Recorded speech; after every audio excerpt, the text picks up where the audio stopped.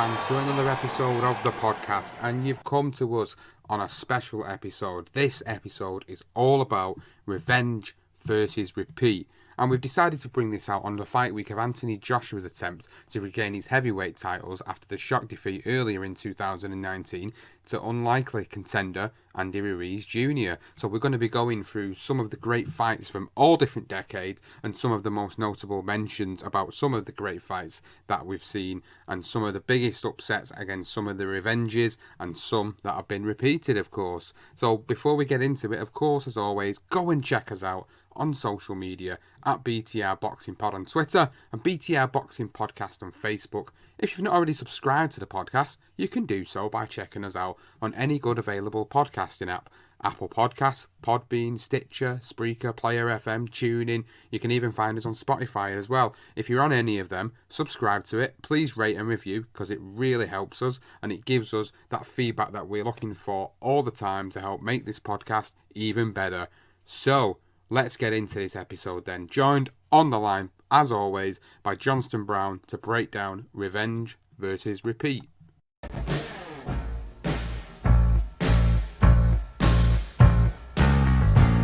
So Johnston, revenge versus repeat, a different look on the fight week of Joshua versus Ruiz. Really excited to go through this episode with you and look at some of these fights that have happened over the last 50-60 years. You know, there's been so many of them that people completely forget about, and I think this is why doing this episode really brings a lot of these to the forefront of people's minds, and during fight week gives them the opportunity to go and actually watch some of these fights back, and obviously some of the statistical stuff that we've got on the episode as well is going to be a really great episode to bring to the listeners for this week ahead of Anthony Joshua's attempt to regain his titles versus Andy Ruiz. Yeah, I like the idea of doing something like this because it's almost it's a bit like our legendary nights in a way, sort of bringing it up to date of what's going to be happening in sort of not this weekend but the following weekend, and whether it will be revenge or will it be repeat. It's interesting because obviously today I've been digging through the archives and sort of doing a bit of number crunching and working out statistics and sort of how it's panned out through the years, and it's quite interesting reading. So obviously we've selected our fights that we're going to look at mainly, but it's just it's an intriguing way to do it, and it's really exciting actually. I really enjoyed sort of doing a little bit of research, and I hope that the listeners find it useful. Yeah, so we've picked a fight from pretty much every decade from the 50s up to sort of present times. So, you know, forgive us for not trying to pick the most obvious ones because there is that many of them, but most of them will probably all get mentioned in this episode. But we've kind of sat down and said, you know, these are really obvious revenge versus repeat matches. Let's look at some other ones that maybe people have not even thought about or even realised that existed. So we're going to head back to the 1950s for the first one, and we're going to look at Rocky Marciano versus Jersey Joe Walcott. So this was it comes under the category of revenge versus repeat. Just giving a bit of context to this particular fight then. Marciano, 29 years of age at the time, facing the world heavyweight champion in Jersey Joe Walcott, who was 38 at the time. This happened initially on the September the 23rd, 1952. Yep, 1952, and this was Rocky Marciano's first chance to win a world title. Jersey Joe Walcott had 4 excellent fights with Evander Holyfield, one of my favourite light heavyweights. So they had 4 great fights, and Walcott was the champion. He had lost the first 2, come back and won the next 2. So, you know, even within Evander Holyfield and Jersey Joe Walcott, there was a revenge and a repeat guidelines there too. So obviously Rocky Marciano being the challenger, he actually walked into this fight as the favourite, and he was actually the first time that a challenger at this time had been the favourite against the champion, the last being Joe Louis against Dave Broderick. So he was tipped to be he was the betting favourite, and it was an excellent fight, a really great watch, and it is on YouTube, and I have got it on DVD. I'm fortunate enough to have it on DVD, and it was a fight that I really enjoyed looking back on.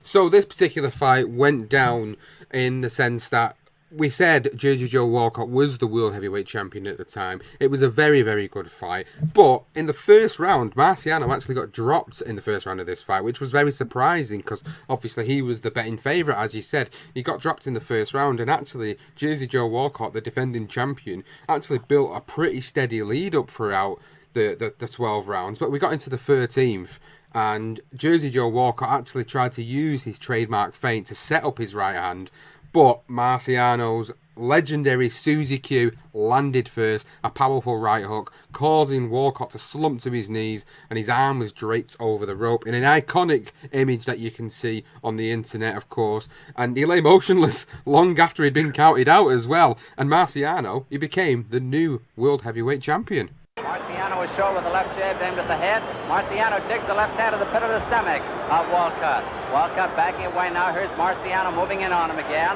Walcott feinting the left hand, going into a shuffle. Marciano pulling his way in close. Walcott aids his legs. Keep taking him back out of trouble whenever he gets into it. Marciano pulling his way in close. Walcott is back to the ropes. Takes it right to the jaw. Walcott is staggered and hopeless on the ropes with right to the jaw. Over him. It may be a knockout. I don't think Walcott can get up. It's going to be a knockout for Marciano. Rocky Marciano by a knockout. A straight right hand punch to the jaw.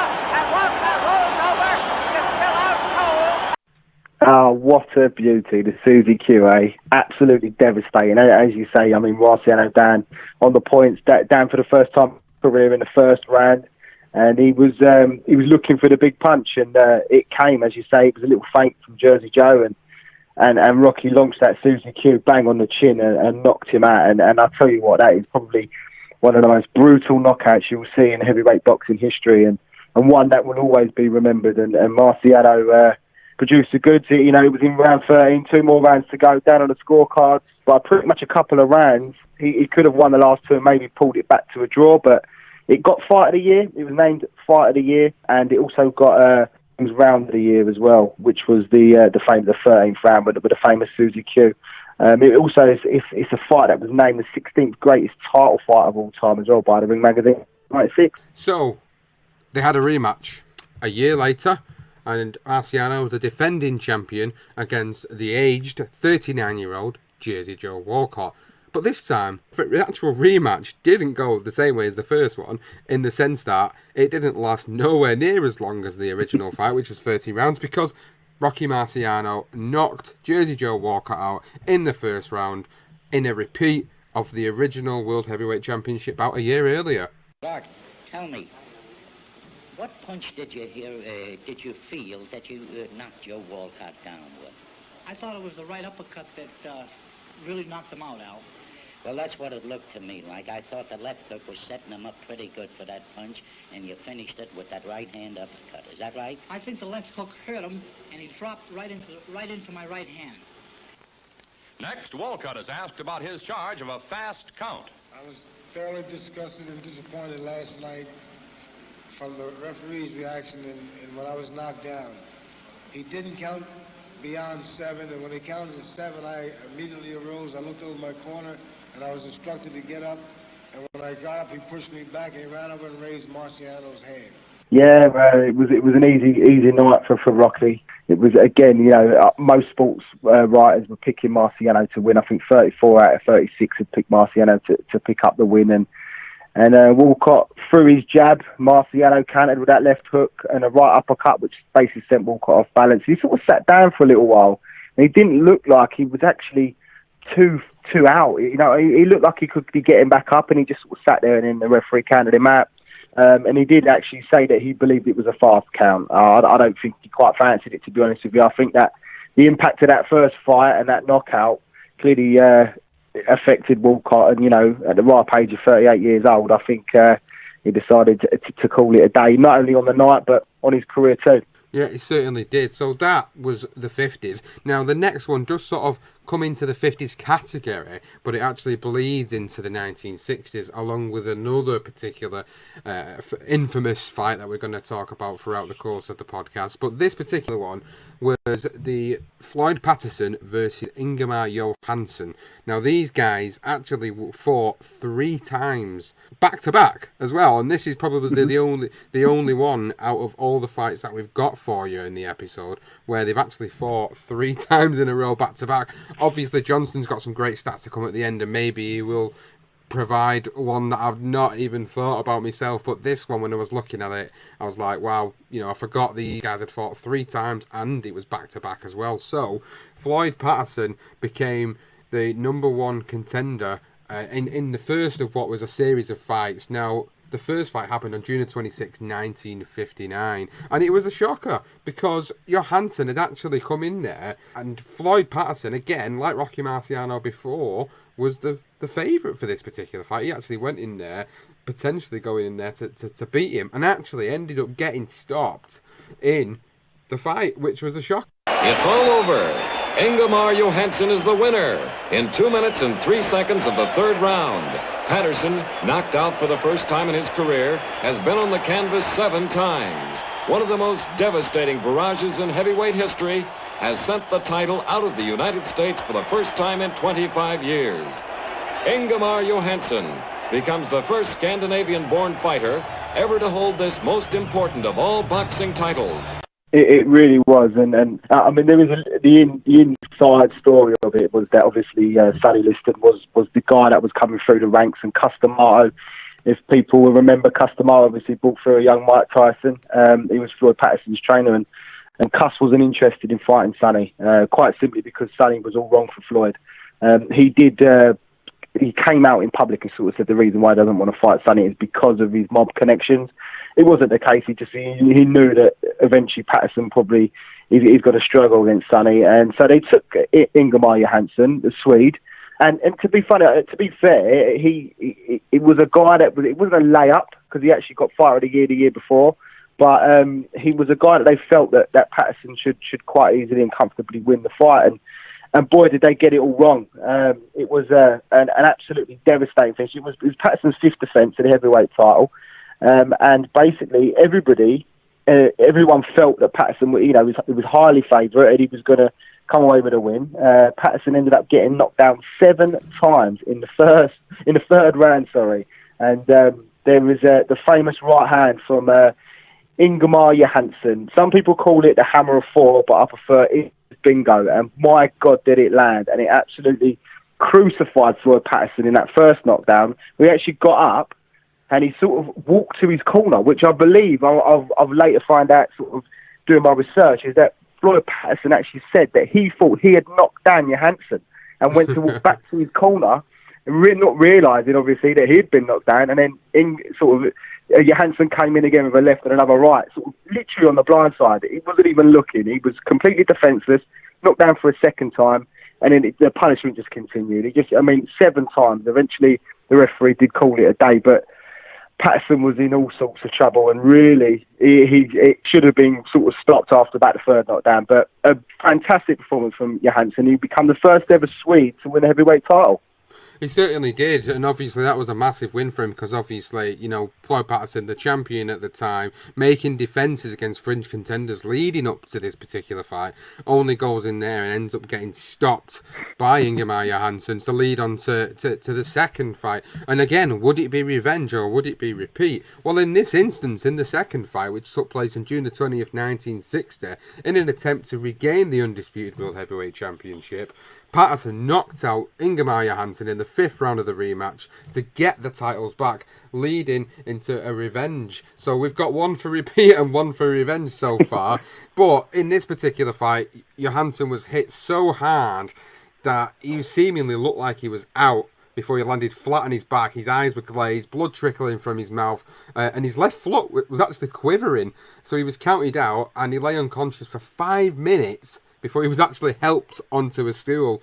I think the border control would have something to say about that in this day and age. Oh, absolutely. I'll tell you what, we speak about 7 times in the first fight in this one, and obviously Susie Q's Rocky Marciano's finish on Walcott, but this is an absolute stunning finish. And this, for me, is probably the best punch and the hardest punch Patterson has ever thrown in his whole entire career. And he absolutely larruped Hansen. And as you say, he was down, and you can actually see his foot sort of making a quivering, a shivering. It looks really bad. And he's out apparently for about 5 minutes. And he was concussed in a bad way. And Patterson regained his title. So we'll go into a third fight, and Patterson goes in and defends his title yet again in an immediate rematch. So this is the third of the series and the final fight between these two of the series. And he would go on to defend his title yet again, this time stopping Ingomar Hansen in March the 13th, 1961 in the rubber match. And he knocked him out in the 6th round. And it was funny because, he was actually decked in this particular fight. So you go back to the first fight, and Patterson was dropped earlier on in the fight. Patterson was actually decked in this one as well. He decked him in. He got decked in the first round. Hansen had actually landed a right hand over the left jab of Floyd Patterson, which was a fantastic left jab. If you've not seen it, go and study that. He had an absolutely amazing left jab. But after he got up from the second knockdown, he actually abandoned his jab and then decided that he was going to go slug away. And that's what he did. He connected with a left hook. He knocked down Hansen. Patterson came on with a strong body attack. It wore down Hansen. And in the 6th round, Hansen caught Patterson with a solid right. But the power in Ingomar's punches at this point are completely gone. And Patterson won the fight in the 6th round by knockout to seemingly end the trilogy. He won the rubber match. He made it 2-1. And that was a repeat in that third and final fight between the two of them. Yeah, and I must say that, this fight in particular, the first 4 rounds of this fight is just brilliant. I really can't tell the viewers enough that, 4 blistering rounds we're talking about here between these guys, and clearly one each at the time. They both were really intent on making sure that they come away with a victory, and as you say, both knocked down in the first round as well, which is something you don't see very often. I think it might have even been the first time that had ever happened before. And Patterson obviously came back, but that 5th round it mellowed a bit, and obviously in the 6th round Patterson did get rid of him. But one thing I will say is Patterson, Hansen, the 3 fights they had, they do really sort of slip under the radar, and I really I advise anybody to go on YouTube and go and watch all 3 fights. They're all on there, and they're in really good sharp black and white colour. I mean, black and white footage. Sorry, and although it's not in colour, it's nice and sharp. It's not blurred in any way. They're beautifully done, and I have to say that it was obviously Patterson lost the first fight. Hansen comes back. Patterson lost the first fight, comes back, wins the second, and then wins the third for 2 repeats in the end. I will repeat and then a revenge. But excellent 3 fights, and I advise anyone that hasn't seen it to go back and watch it.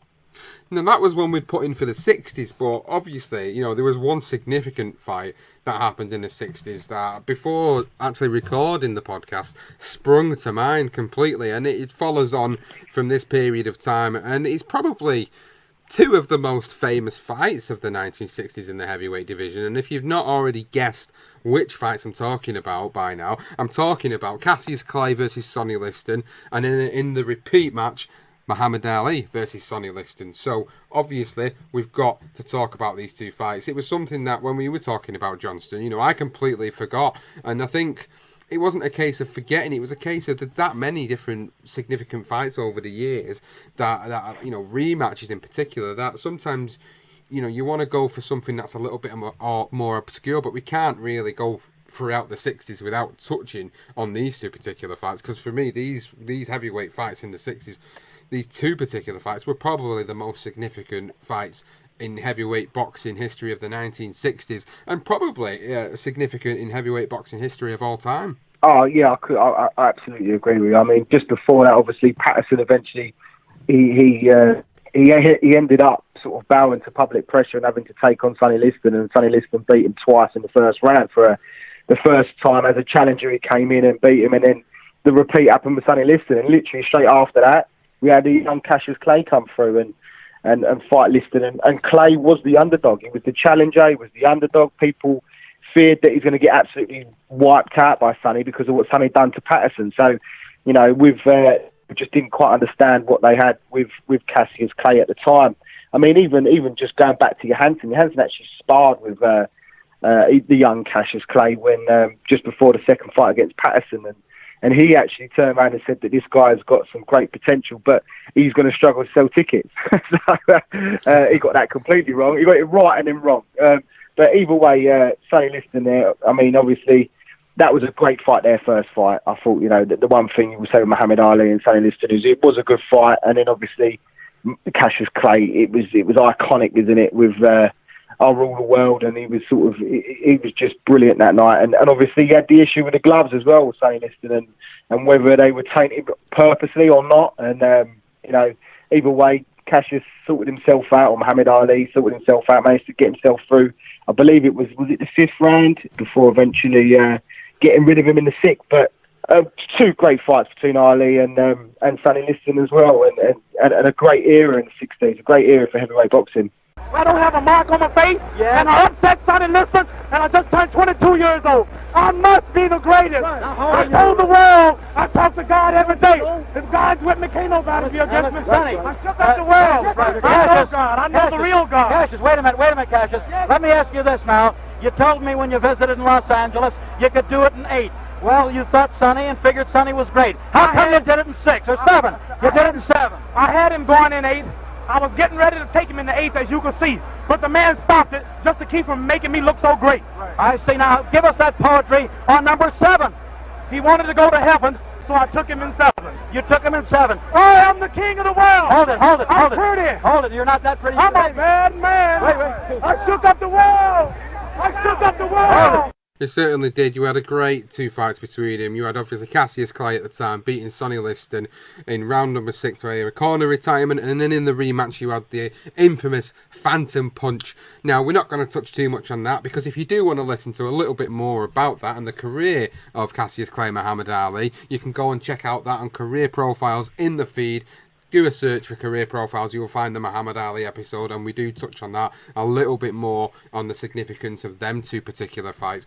So that's the 1960s in particular, where we picked up 2 significant ones that we wanted to touch on. But we're going to move on now. We're moving to the 70s as well, and lo and behold, who comes back? It's Mr. Muhammad Ali in the 1970s, because as we know, he was so significant throughout the 60s and 70s. They were the best times of his career. Now, we are not going to gloss over the fact that we've got another fantastic trilogy of fights. Now, we're going to go into, of course, Muhammad Ali versus Smoking Joe Fraser. Yeah, and the one fight that hasn't come up on Legendary Nights yet. We've touched on it in the Career Profiles. We touched on it when we've done the Thriller Manila. But the first fight is an absolute stunner. It is the fight of the century for a reason. It is just everything about it is just brilliant. We had Muhammad Ali, the guy that was that didn't go to the Vietnam War, that come back and fought sort of Oscar Benevera, and I can't remember the other guy. It wasn't off the top of my head. But then obviously Fraser being the champion, everybody wanted to see it, and it was Ali was the symbol of those that were opposed to the Vietnam War, and Fraser on the other hand was the guy. He was the symbol of pro-war movement. So it was exhilarating, really. I mean, the whole thing was a massive spectacle, and with it being the 70s and all the colour, and it's just a great fight. And there is. I don't know if it's still there now. I was trying to find it the other day, but there was literally the whole fight in terms of the build-up and the actual fight and a little bit of the after, and it was fascinating watching. But obviously, the second fight was the one that went a little bit under the radar. But I mean, the first, both of them, end of the day, the second fight is just as good as the first and third. It's just the first and the third was so good that it just gets a little bit overshadowed, basically. Yeah, no, it certainly does. So in the first particular fight, obviously you had Joe Fraser, who was the defending champion at the time, as you rightly pointed out. And in this particular fight, he picked up the victory via unanimous decision, and obviously dropping Muhammad Ali in that particular fight with a massive left hook, which basically signified what won it him on points. It was a fantastic fight, great fight, one that, lived up to its billing and still will always live up to its billing. The second fight we've touched on before, not so much. as significant in the trilogy, but still significant for boxing at that period of time. That was in 1974, and that was when Joe Frazier lost to Muhammad Ali. So that was revenge. So we had an instance of revenge here where Muhammad Ali went in there and beat Joe Frazier in the second fight, and then obviously we had the infamous thriller in Manila, which we've touched on for the Legendary Nights series. You can go and listen to a full build-up, breakdown and aftermath of that particular one, but it would be a repeat in that particular fight as Muhammad Ali would go on to defend the title against Smoking Joe Frazier, and then we would obviously go on to see what was a great end to that fantastic trilogy of the 1970s.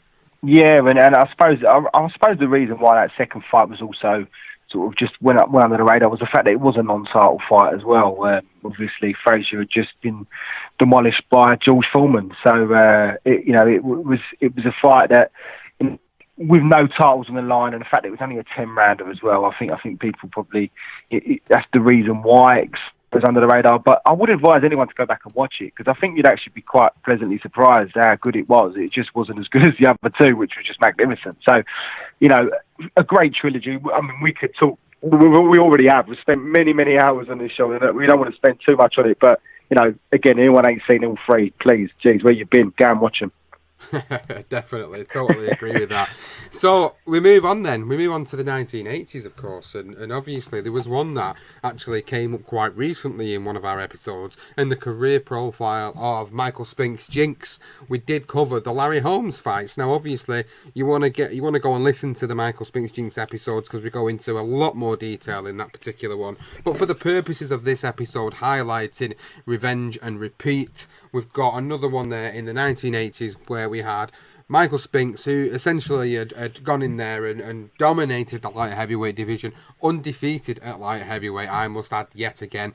But he decided to move up to heavyweight to challenge the then champion Larry Holmes, who was on just one fight away from equaling the record of Rocky Marciano. However, in this particular instance, in what was a toughly fought contest between the two, and some may say controversial, Michael Spinks actually got the decision to win the world title from Larry Holmes, making him a world heavyweight champion and a two-weight world champion. Yeah, Larry obviously going in 49-0. Michael Spinks, we've touched on it, and what Spinks did in training, he decided to intense his training and his weightlifting, and even Sugar Ray Leonard turned around and said that he didn't believe that it was going to be enough to beat Larry, and Larry just didn't perform on the night. Really, he didn't really throw that right hand, and I don't think it was because Larry was underperforming. I think you've got to give credit to Michael Spinks, who came up. He was the first ever light heavyweight champion to win a heavyweight world title. And then to go and fight Larry in the rematch, literally straight after as well. This was an immediate rematch, and Michael Spinks produced the goods again. I still believe Larry did win that fight. I did watch it recently, and I feel Larry might have just edged it. But I'm not going to say it was a robbery. It definitely wasn't that. Spinks, I can understand why people would go Spinks, but another great, basically a challenger winning the title and then repeating that success against Larry. And unfortunately for Larry, he didn't quite get that 50 or that 49-0. But it was another great fight and great stuff. I mean, it just shows you just how good Michael Spinks was. Yeah, it certainly does. And obviously that was a significant part of the 1980s. But I know there was one particular fighter from the 1980s we've covered quite a lot. On Legendary Nights and career profiles is Iron Mike Tyson, of course. And I know there was one particular fight you did want to bring up, which is, back end of the 80s, bleeds into the rematch not being immediate, but it does take place in the mid-90s. So I thought we'd better touch on that particular one before we move on to the actual fight we decided to pick for the 1990s, and that was obviously when Mike Tyson fought Frank Bruno in 1989. Frank Bruno going over to America to challenge for the world heavyweight title yet again in what was a pretty good 4-5 round fight. I remember watching that fight back quite recently and listening to the BBC Sport special podcast that they did on this, with an interview with Frank when he went over there and fought Tyson, where seemingly Tyson was in his prime at this point, and actually he really hurt Tyson at one particular point in this fight. But going in there against the formidable Iron Mike Tyson, He did get stopped, of course. History tells us that, and we know that as boxing fans, that Mike Tyson did go in there and stop him with some vicious shots and uppercuts. But then the rematch would then take place in 1996. Yeah, and Bruno once again. I mean, Tyson just had his stint in prison. He had come out and reclaimed the title, and then Bruno got a shot. Or was Bruno? That might have been the champion actually. Maybe I've got that wrong. I think Bruno was the champion. He was, yeah. I think he was, wasn't he? So Bruno being the champion down in, and he defended it against Mike Tyson. Albeit people were hoping that Tyson was going to be a bit washed up, having his time in jail and whatever else he was going through at the time. But unfortunately, it wasn't to be. I mean, I can't tell you enough how much of a big Bruno fan I was. I used to love Frank, and I used to just hope that one day he could, maybe he might beat Mike Tyson. Even watch it today, like you say, you watched it recently. I've watched a couple of them and recently myself, and I still think and hope that maybe Bruno might just knock his shot. Never going to happen. Mike Tyson just had his number, and yes, it's definitely a fight worth mentioning. And as I say, it wasn't immediate; it was sort of 7 years later, but another well worth a mention with it being a rematch. Certainly. So we do get into the 1990s, and the pick for the 1990s that we both agreed on, we couldn't really go anywhere different than the Riddick Bowe and Evander Holyfield trilogy throughout the 1990s. Now, these were three fights that, for in their own right, were absolutely amazing. Now, obviously, Evander Holyfield had cleaned up in the cruiserweight division throughout the 1980s, undisputed cruiserweight champion, decides to move up in the very late 80s, gets his first shot at a heavyweight title after James Buster Douglas beat Mike Tyson. So he goes in there, he beats James Buster Douglas, he then becomes the world heavyweight champion, winning the WBC, WBA and IBF, defends it against George Foreman, Burt Cooper, Larry Holmes, and then we get into 1992, where it takes place against great heavyweight, 31-0, undefeated Riddick Bowe. Yeah, and I must say, these two did have three fights, but this first fight is an absolute belter. I mean, it was fight of the year, and rightly so by the ring, and he also got rounded a round of the year, which was round 10. It was just an excellent fight, and again, if anyone hasn't seen it, I really do advise everyone to go back and watch it, because it is just a brutal fight, and it's non-stop throughout. And Riddick Bowe, undefeated at the time, obviously coming in against Holyfield, who was on a little roll, as you say. He cleaned up the division, and he was the main man, and it was very close as well. I mean, all the fights were, but it was a brilliant fight, and one that I really do advise anyone to go and watch, as I keep saying. But excellent fight, and Bowe obviously come away with a victory against Evander Holyfield, and picked up the title. It was their first meeting, as I say, before they moved on to then fight again in the second meeting, which was in 1993. So the 1993 was actually a revenge for Evander Holyfield, because he went in there and picked the titles back up by beating Riddick Bowe via a majority decision in what was the infamous Fan Man fight. The moment where I know you're laughing straight away, because the Fan Man is one of the most infamous moments in boxing, and everybody who hears us say Fan Man automatically knows what we're talking about. It doesn't matter how old or how young you are, you know exactly what we're talking about. The guy coming in a bleeding parachute in the middle of a fight. The fight had to be stopped. I think it was something ridiculous like 20 to 30 minutes before the fight actually resumed. But at this point, when you look at the interviews and hear the stories from Evander Holyfield, he'd actually, at this point, both fighters, by the time the fight resumed, they'd warmed down. So, they'd basically cooled down. So somehow they managed to get back and carry on the fight, only for Evander Holyfield to pick up his revenge by beating Riddick Bowe via a majority decision. And then he would go on to actually lose the title in his next fight to Michael Moorer. The third fight would then happen in 1995, the rubber match. So they had one victory over each other each. They'd go into the third and final fight in 1995, only for Riddick Bowe to pick up the TKO victory in what turned out to be some unfortunate circumstances, because I believe this was the particular fight where Evander Holyfield came out afterwards, and I can't remember exactly what it was. Was he suffering with hepatitis or a hole in the heart or something of that nature at that point, and that was what was an underwhelming performance from him? That's right, yeah. It was, if I remember rightly, when did we do? Did we didn't do a career profile? I think we done a legendary night, and we mentioned it, didn't we, with Evander Holyfield with the Lennox Lewis fight? And yeah, I mean, it wasn't quite in his most physical best, I suppose. If he wasn't quite fit enough, I'm guessing. I mean, he did come out afterwards, sort of not straight after either, which tends to mean that there's some truth in it. And yeah, so it was a good fight. It wasn't as good as the first. I mean, the second is always going to be about the fan man, but you know, in the 6th round, a left hook to the chin put Bo down for the first time in his career. And in the 8th round, Holyfield was then dropped with a right hand. So they both got put down. And then eventually the fight was stopped. I believe it was in the 8th round as well, where a referee stopped the fight. And yeah, it was the first time that Holyfield had ever been stopped as well. So it was a good fight. It was just, again, it was a non-title fight. And it goes under the radar a little bit. But the first fight is definitely the one for me. But definitely, you know, we had the champion, as in Holyfield, losing his title and then gaining it back in a revenge mission, and then obviously losing it in that 3rd rubber match. But you know, 2 excellent fighters, and definitely again another great trilogy that I advise anyone to go back and watch.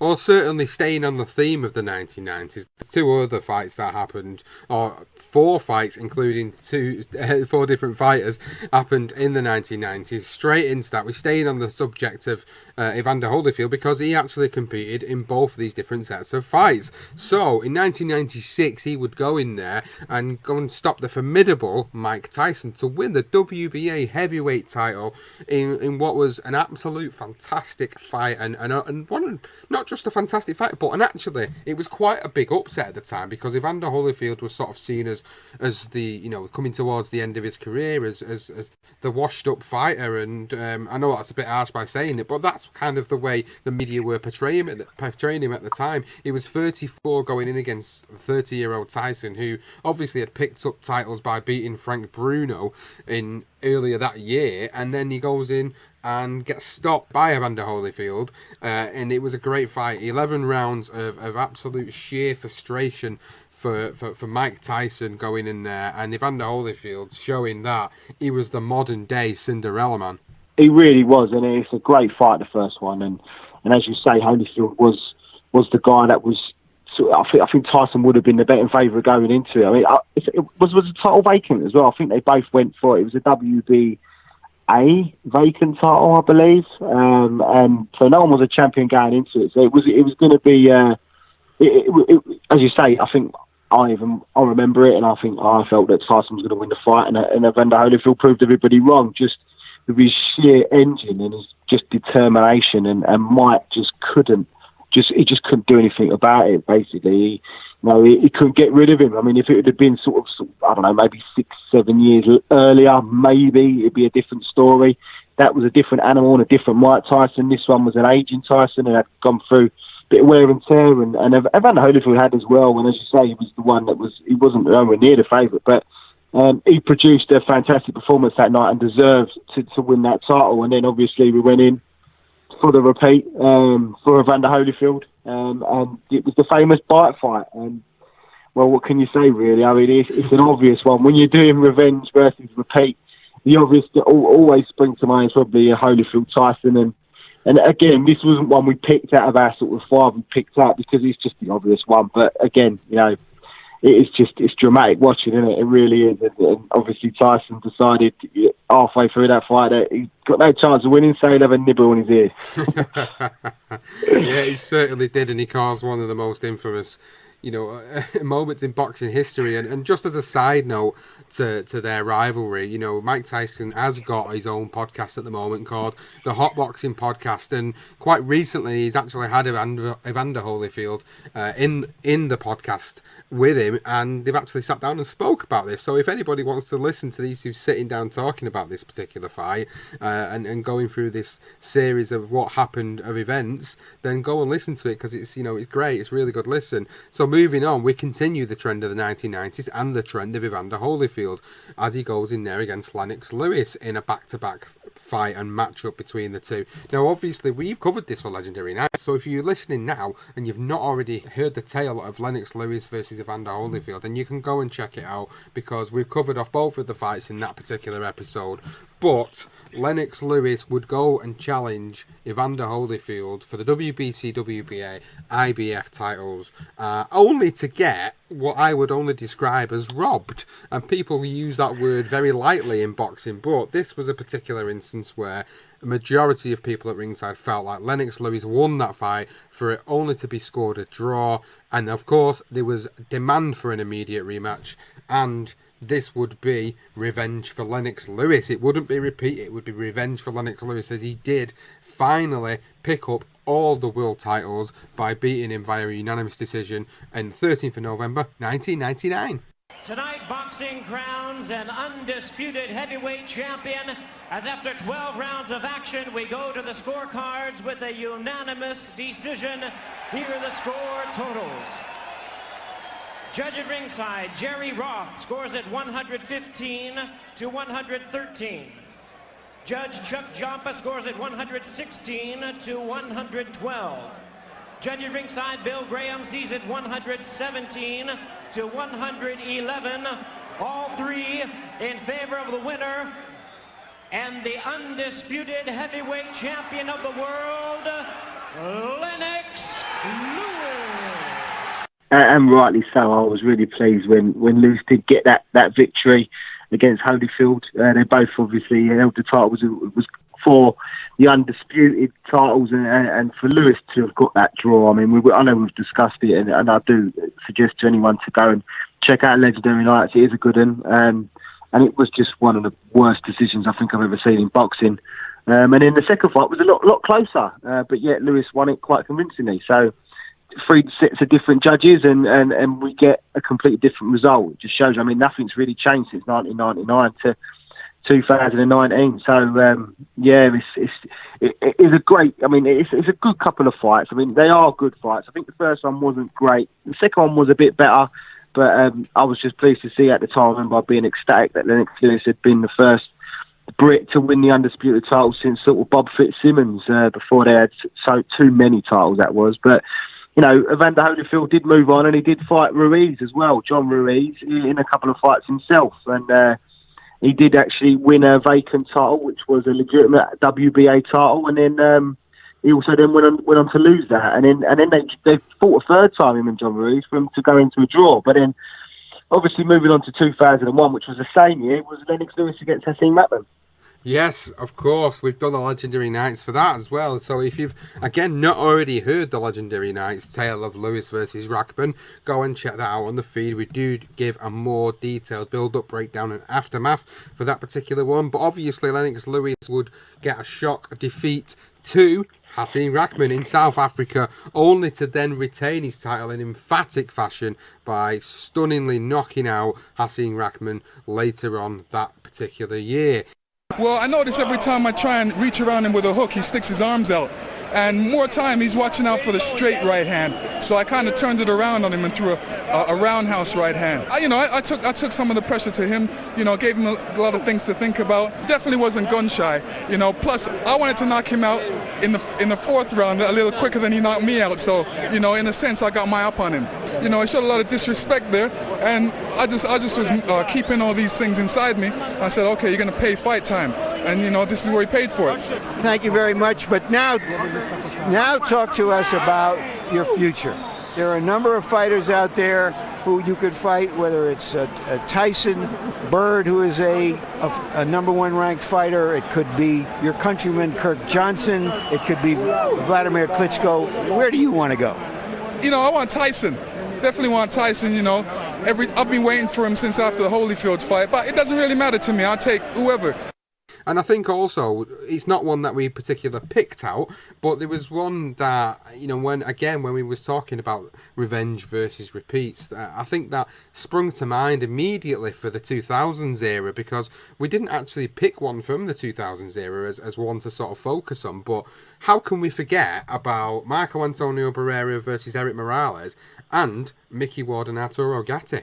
Yeah, goodness me. I mean, I can't even tell you how great them two fights are. I mean, the only other one there was Corrales and Castillo. There's probably those 3 fights for me were brilliant, weren't they? I mean, Gatti Ward is just outstanding, and yeah, Barrera, Morella's. I can't even. If no one's ever seen any of these fights, I mean, again, where you've been, you obviously, you must not watch your boxing, because these are the go-to fights, and they basically showcase the era. I mean, the heavyweights at the time, following sort of Lennox Lewis's retirement, if you like, it was a little bit scarce. I mean, we had the Klitschko brothers dominating. I mean, I even look through their records today, and there's no real note in any of their fights. I mean, apart from Vitali fighting sort of Lennox Lewis in his last ever fight, but there was no repeat there. There was no revenge. There was no rematch. So, the go-to time in this particular era was the lower weights, and those guys produced some outstanding performances. And as I say, the heavyweights have finally come back, and hence why we are doing Revenge versus Repeat, because it's entertaining, because now we're in a situation where we've got another fight to add to this great list with Anthony Joshua and Andy Ruiz Jr. Yeah, obviously that is the focal point of this Fight Week podcast, is to talk about the Andy Ruiz Jr. and Anthony Joshua situation. We will be doing a big fight preview following this particular episode, but we did pick one more from 2010s, of course. Now, we're in 2019, we're nearly heading into a new decade as 2020, but this is the particular British fight that we wanted to pick out from this particular era, and it's quite recent as well, of course, and we've picked it out because it was quite a prominent fight in the UK. So we picked out Tony Bellew and David Haye going at it in a series of 2 bouts between each other, which came about all through the fact that Tony Bellew had obviously finally got to the top of the mountain, got his big night at Goodison Park, and he wanted this fight with David Haye, who was a former undisputed unified cruiserweight champion who'd moved up at heavyweight division, won a world heavyweight title, but in the biggest fight in his heavyweight campaign, lost to Vladimir Klitschko. So Tony Bellew and David Haye, there was no love lost between these two guys. I certainly remember when Tony Bellew made the first defense of his WBC title, beating BJ Flores, who was a very good friend of David Haye's, and the moment where he's screaming at David Haye over the ropes, who was doing punditry at the time. Straight away, the public demand for this particular fight in the UK in particular was there, because these were 2 guys that, just really had sort of this bad blood between one another for no particular reason. It just seemed to be, David Haye has been and always will be a gobshite, and obviously Tony Bellew outspoken himself, and he wanted this big opportunity to get a big name on his record, of course, and cement his legacy in boxing. And what way to do it by going in there and trying to beat a former world heavyweight champion, a former unified undisputed cruiserweight champion in David Haye. So obviously this particular fight was signed, and straight away in the press conference, David Haye threw a nice little cheeky right hook as they were pushing and shoving, and it just created the controversy that everybody wanted to see this fight happen. It did make it. I mean, I'll be honest with you, when it first happened and I see Bellew screaming over the ropes at David Haye, I thought it was just, it's just him acting up and just being, just the adrenaline was in his system, and he just reacted because he weren't too keen on David Haye. And but then in the end, the fight was signed. I was surprised. It was an interesting, when I think I first see it popped up on Instagram, I was like, no way, I cannot believe that this fight's happening. And I'll be honest with you, I gave Tony Bellew absolutely no chance. I felt that David Haye still had something left in the tank, and he was going to wipe Bellew out. In fact, so emphatically so that I was a bit worried for his health, and many were, and David played into that, and he used all sorts of podcasts and radio media, and anyone else that could ever that would want to listen to David Haye. I mean, if anyone wants to listen to him, be my guest, because I'm definitely not one of them. But unfortunately, we had to put up with his bullshit, and he did say some really just stupid things in terms of that was he going to send him home in a coffin, or he's going to kill him, and it's just stuff we don't want to be hearing in boxing.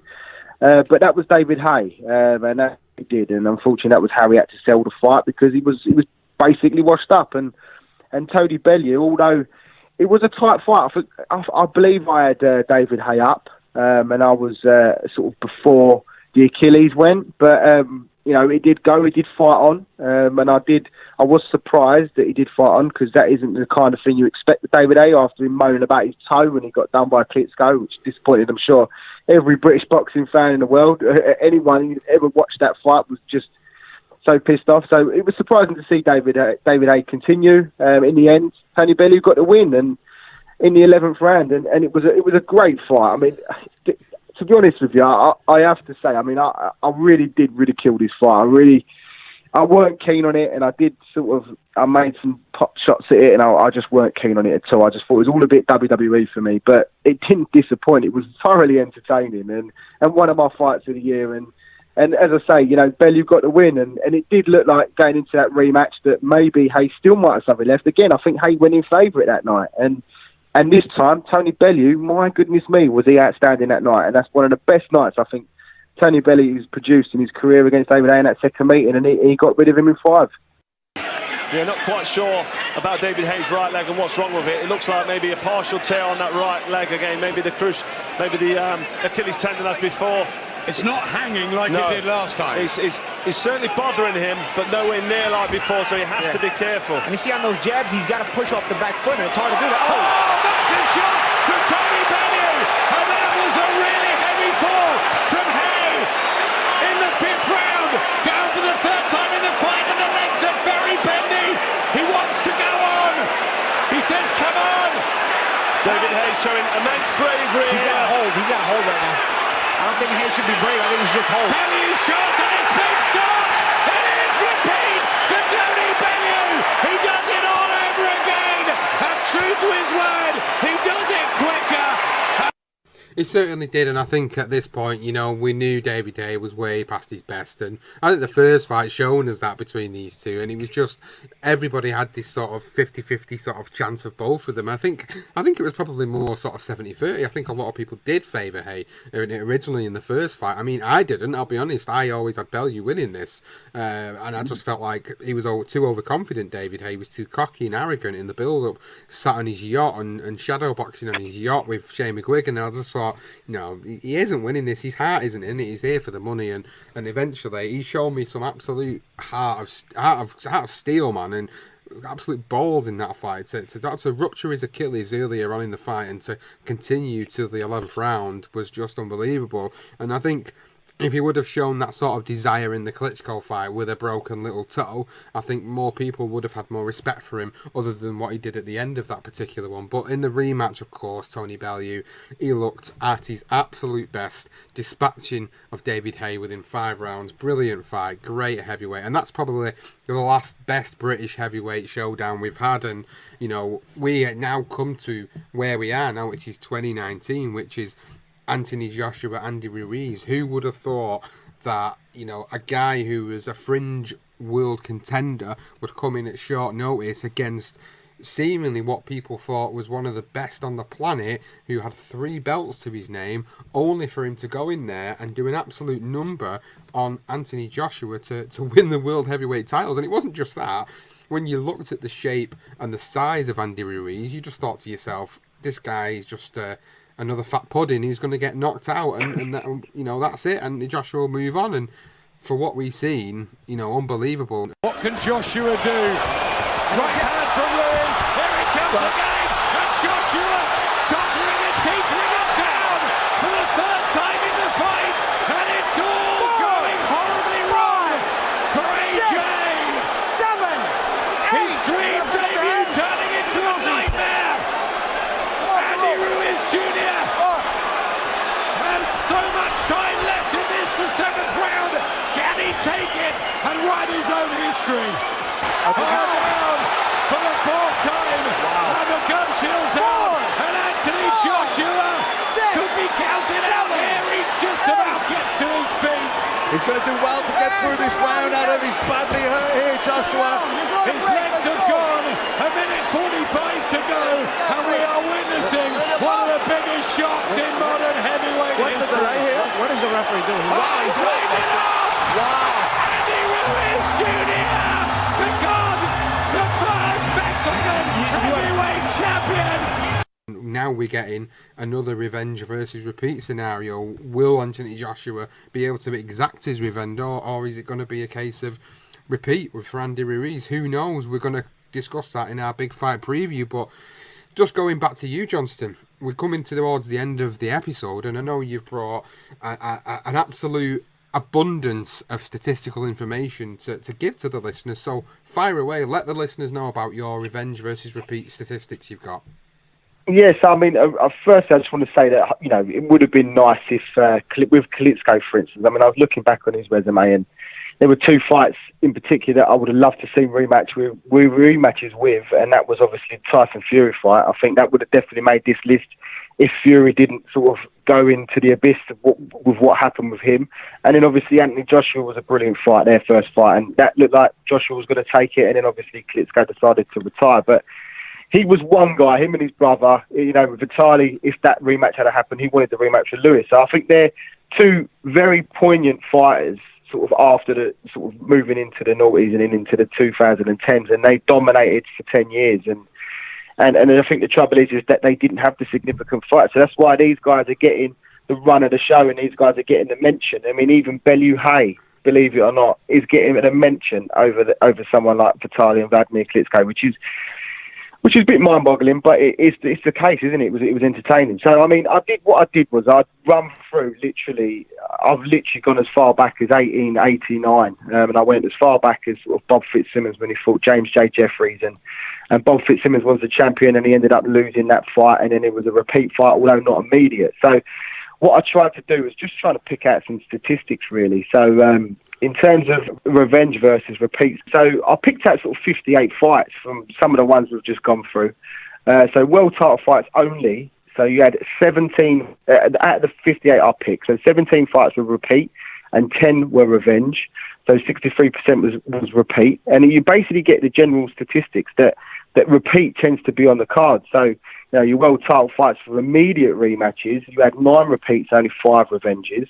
And then world title fights with immediate rematches, but with no trilogies or no quartets, was 7 repeats and 5 revenge, which is a 58% to 42% to revenge. So, but the 2 repeats included the third fights between Patterson and Hansen and Ali Fraser. So, to be fair, what it did show me was that with world title fights with immediate rematches where the champion reigned or the challenger retained. So in terms of looking at AJ and looking at Ruiz, so you had 3 guys in particular that were champions that were able to retain their titles, and they were Floyd Patterson, Muhammad Ali, and Lennox Lewis. And then we had 4 guys that were challengers that fought champions that managed to retain their title, and they were Rocky Marciano, Sonny Liston, Muhammad Ali, and Michael Spinks. So I suppose what I did discover is that that if Ruiz goes and does and repeats what he did against Anthony Joshua in the first fight, he's going to be alongside the likes of Rocky Marciano, Sonny Liston, Muhammad Ali, and Michael Spinks. And that just shows you how great of an achievement that would be for him. And with Anthony Joshua, he would be alongside Floyd Patterson, Muhammad Ali, and Lennox Lewis if he's able to take an immediate rematch and regain his titles. And it just makes it interesting, really, because we don't know sort of how good Ruiz is, or whether we've made Anthony Joshua sort of better fighter than he is. Maybe we've bought into the bullshit. I believe we are. I believe that Anthony Joshua will retain his crown, but he looks in great shape, and I think he's got the potential to do it. It just makes it very fascinating in terms of how it's going to pan out. Yeah, I mean, as I say, these are just 58 fights I've pulled out of the hat. I mean, there are several others. I mean, Jesus, you look at the Jack Johnson era and how many fights he had with Jeanette and Sam Langford that were non-title fights, and there were several revenges and repeats. So in terms of the statistic level, I suppose these are just the 58 big fights we've picked out. It is interesting reading, and I think if I'm going to compare it with anything, I would compare Anthony Joshua and Ruiz with Hansen and Floyd Patterson. Hansen being the first Swede, Ruiz being the first Mexican to ever win world titles, and they were both clear underdogs going into that fight. And what Patterson did was he revenged that defeat, and I think Anthony Joshua will do the same. So that was all. Literally, I was busy doing these little statistics this afternoon on my lunch break. It was quite good fun, and it doesn't really tell me much apart from that it really could go either way. Yeah, not like sitting on the fence for something like this, but of course it was a real great insight into some of the most notable heavyweight fights that have happened in history, world titles and non-titles being involved, revenge versus repeat. The general consensus is repeat seems to trump over revenge, but in some world title instances, in immediate rematches, like you say, you've got the revenge happening. You've got notable ones happening. Patterson, Hansen, you've got Haye, Rackman, Lennox, Ruiz there. They're two off the top of my head straight away I can think of. So there is some notable fights over the course of boxing history, and it's been really good to sit down and just give a whistle-stop tour of quite a few of them and be able to give people an understanding of actually there's a lot more of these type of fights out there that have happened over the course of boxing history to compare it to, and I'm pretty sure Johnston's just giving you what you need to consider if you're thinking about putting a bet on the Saturday night's fights, because certainly it's going to be a fantastic night in Saudi Arabia. Could we see revenge? Could we see repeat? Who knows? It's going to be amazing. But thank you for everybody as always for listening. We hope you've enjoyed this little tour of revenge versus repeat over the course of the past 50-60 years. If you have, please let us know your thoughts on this particular episode, and let us know if there's any particular fights that we've missed off that you might want to bring to our attention by tweeting us at BTR Boxing Pod on Twitter or leaving a comment on the Facebook page. BTR Boxing Podcast is the place to find us on there, and if you've not already subscribed to the podcast, then go and check us out. We're on Apple Podcasts or Podbean, Stitcher, Spreaker, Player FM, Spotify, any good available podcasting app. You can subscribe to us, you can let us know your thoughts, you can give us a rating. 5 stars would be amazing. We'd really love you forever for that, so please get on there and do it. We hope you've enjoyed this episode of the podcast. This was Revenge versus Repeat.